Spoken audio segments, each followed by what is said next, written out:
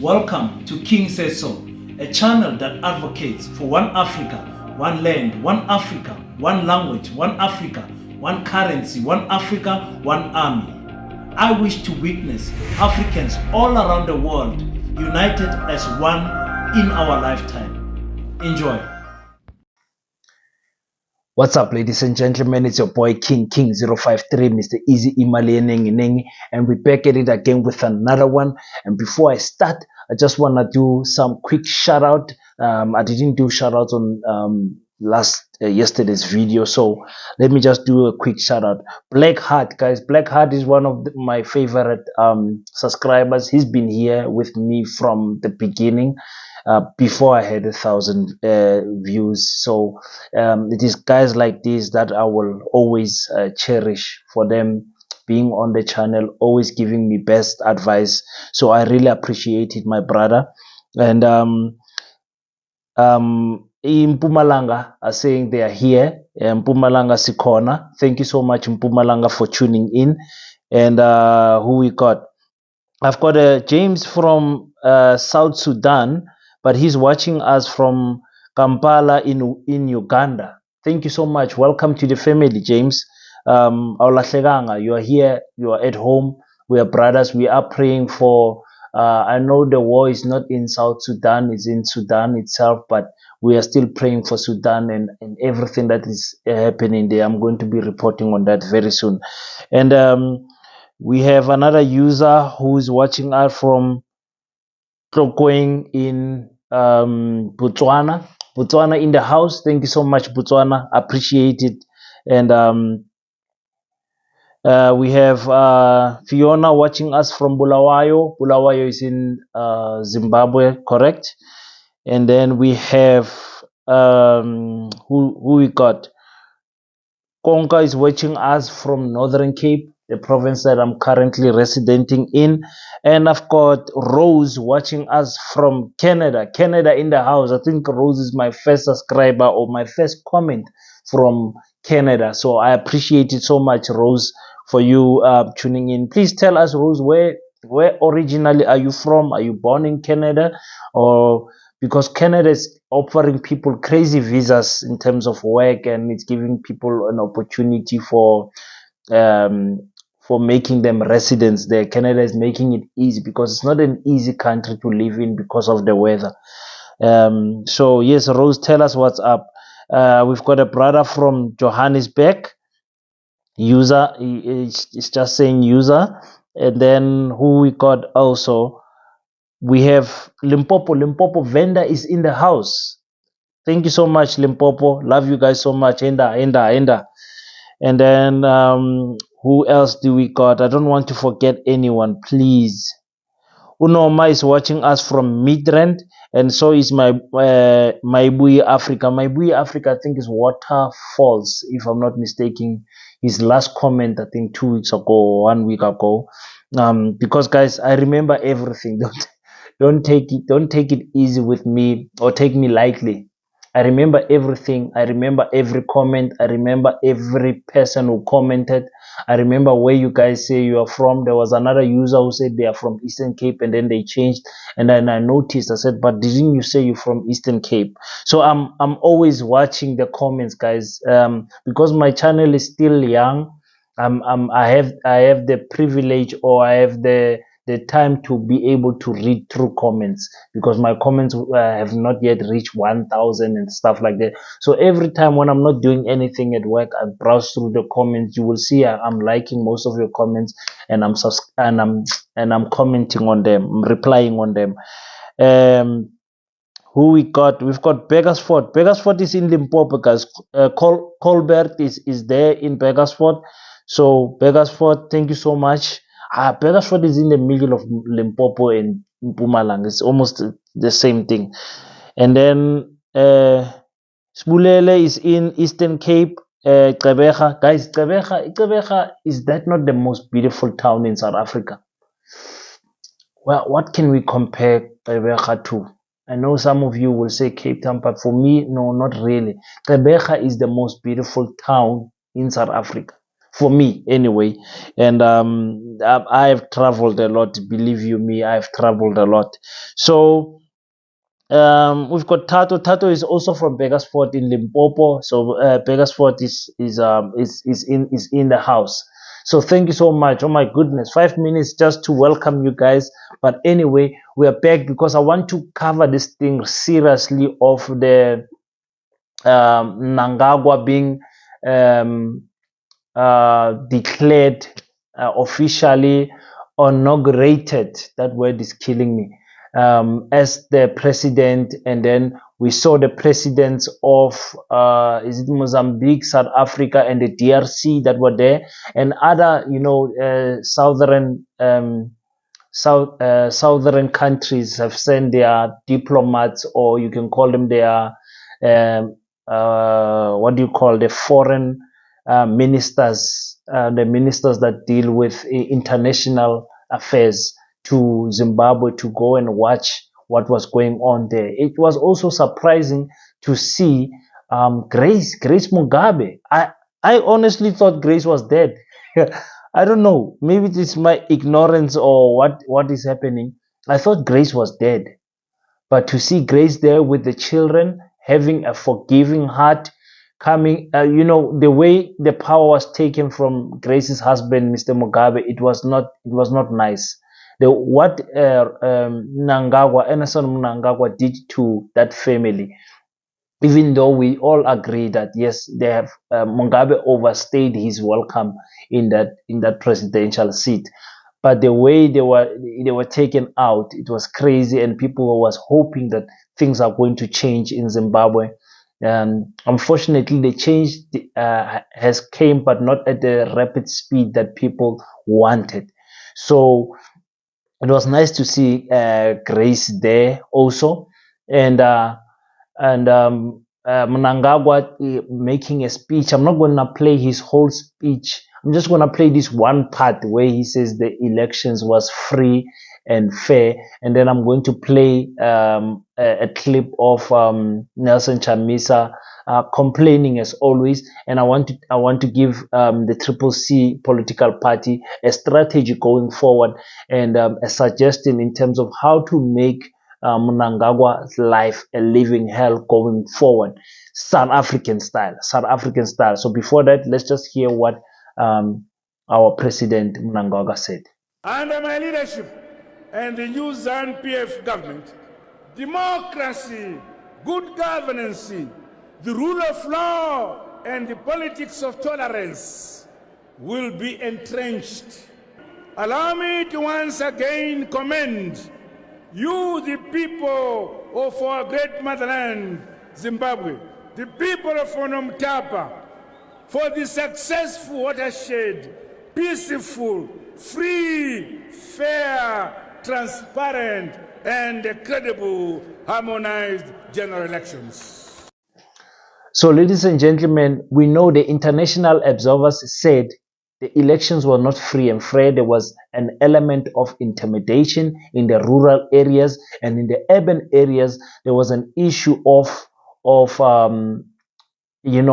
just systematic frustration, a methodological way to frustrate people in terms of ballot papers not being printed. They were just frustrating the people in the urban areas, and in the rural areas, they used tactics of intimidation to make sure that ZANU-PF gets the votes. So nobody, SADC, nobody went to Zimbabwean election, whether it's the media or whoever went there and came back and said this elections was free and fair. Nobody. It's only Mnangagwa and his team who believe that these elections were free and fair. So the issue then comes with what then must happen. We have established in this channel that Nelson Chamisa is not militant enough to challenge Mnangagwa. And seeing the South African President Cyril Ramaphosa going there himself to do what I don't know, to support Mnangagwa, because he's also in with this gold smuggling. Guys, I always told you, don't ever think that you understand politics. These people are eating to a level where you will never understand. You can't even start to think of how these people are eating. Look what happened in what is this country now that was taken over now, where the president son was found with millions of bags in his house, millions and millions of bags found in his house, and you can't even imagine how these people were eating there with France. I'm trying to get the country. I don't know why did it slip my mind now. Gabon. This is in Gabon. In Gabon, they found millions, close to a billion, millions of rand in parliamentarian offices and the son's office. So don't ever think that even here in South Africa, in Cyril Ramaphosa's Phala house, we found millions inside a couch, ladies and gentlemen. So you will never know how much these people are eating. Politicians are eating every day. So Mnangagwa has got 5 more years to eat, to generate generational wealth, to make sure that their children's children are sorted out, while you and I are suffering. But our last hope is Triple C. Let's hear quickly, what does Triple C say about all of these things that are happening right now? The election was fundamentally flawed.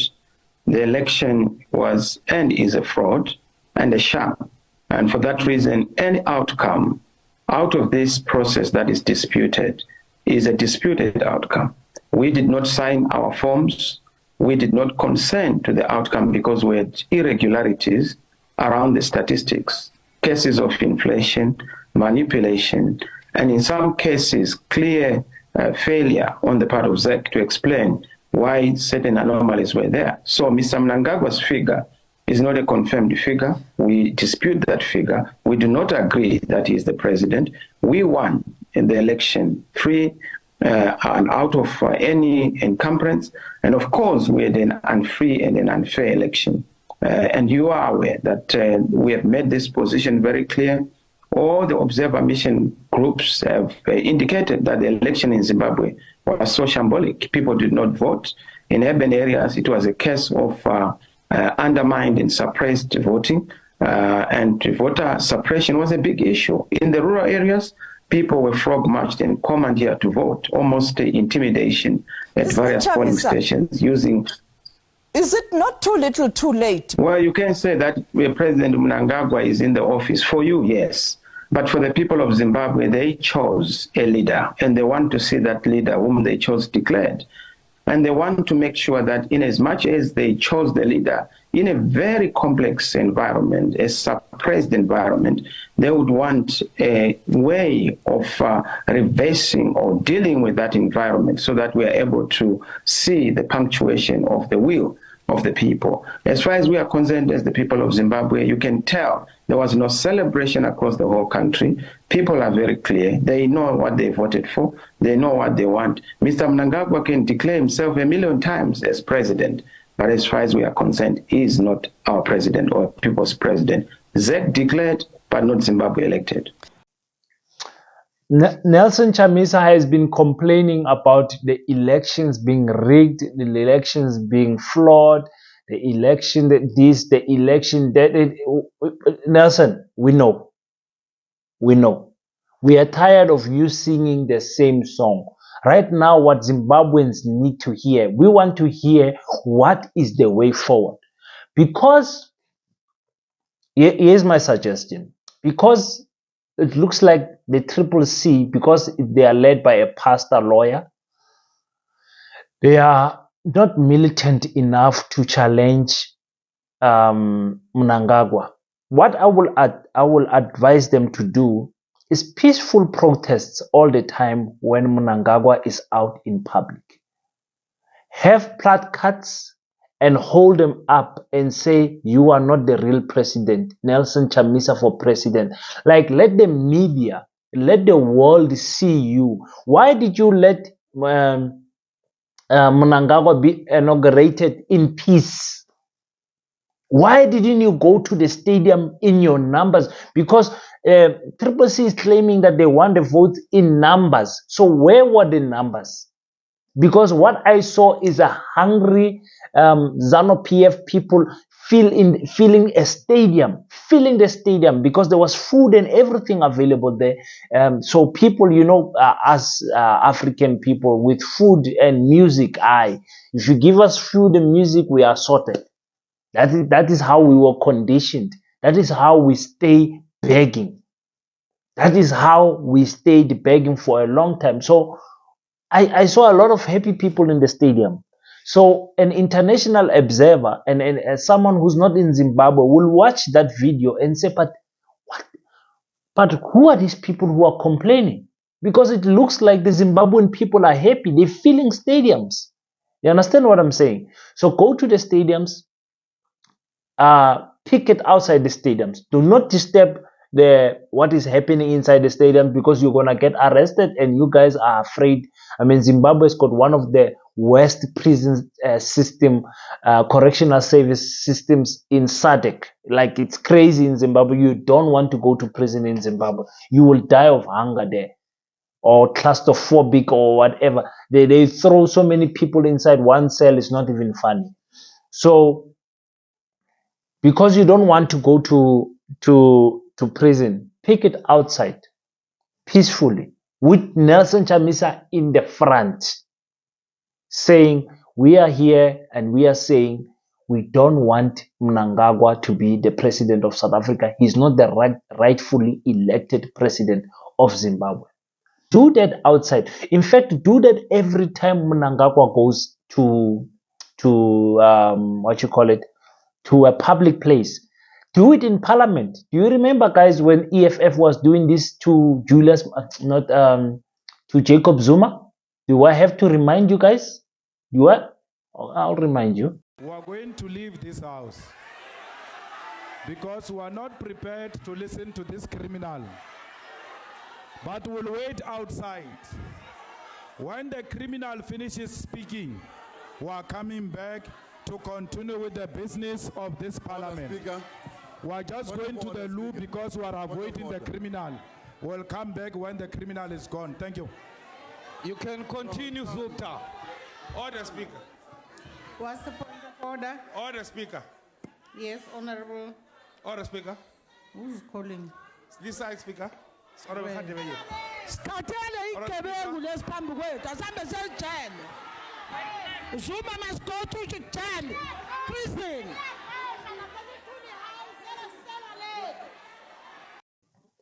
So what the EFF was doing was making Jacob Zuma's life hell in Parliament, where he's supposed to be doing his job. Whether he's giving a budget speech or whether he's doing he's trying to do a Q&A answer. They did this to Cyril Ramaphosa also. They protested in Parliament. Sometimes security had to remove them forcefully outside Parliament because they were distracting everything that Cyril Ramaphosa was doing, especially after the Phala issue, especially after the Nkandla issue. They were fighting to show people that we are not happy with this person in front of us. But I don't see that from Triple C, the political party. I don't see that from Nelson Chamisa. In fact, I don't understand what on earth is his strategy to take down this big crocodile. I really don't know. I think he's just going to be happy to be in Parliament and be there and eat nice food and drink tea and nice cakes on lunchtime and nice catering and have because maybe in his heart he's thinking 5 years is not too bad, because if ZANU PF was 52, 53, whatever, right now they definitely not going to reach that much in 2029 after 5 years, ne? 2024, 2029, yes. So it won't. It maybe in his heart it's not bothering him as much as it's bothering everyone. So I'm worried about that, because if that's the fact, then he's misleading people. It's misleading people. And then the other confusion, you've got other high profile people like Bo Joshua Maponga, people who are supporting ZANU PF. You know, what is this guy Tendai? They are supporting ZANU PF. You know, and it's very confusing to us who don't stay in Zimbabwe. Like, who's happy? What is the situation in Zimbabwe actually? What is the situation in Zimbabwe actually? You know? So, yes, I just wanted to take that one out of the way. I've got so many things to cover, but the time, my goodness, my time is very tight. I hope my time is going to start being free in 2 weeks when I start traveling with work. And I'll be able to be doing a lot of content for you guys. You will see that. But for now, we'll just stick to one video a day. And thank you guys so much for subscribing, guys. I appreciate it. We are at what, 6,400 subscribers, going to 7,000. Thank you so much, guys, for subscribing. Ngiyabonga kakhulu, ngiyaleboga. Thank you, bye, mense. So until next time, please share the videos, comment, tell me where you're from. I might just give you a shout out, and keep praying, and don't forget that your boy King 053, Mr. Easy Imale salutes you. God bless. Thank you for tuning in. If you enjoy the content, leave your thoughts on the comment section and hit the like and subscribe button, and we will meet on the next one.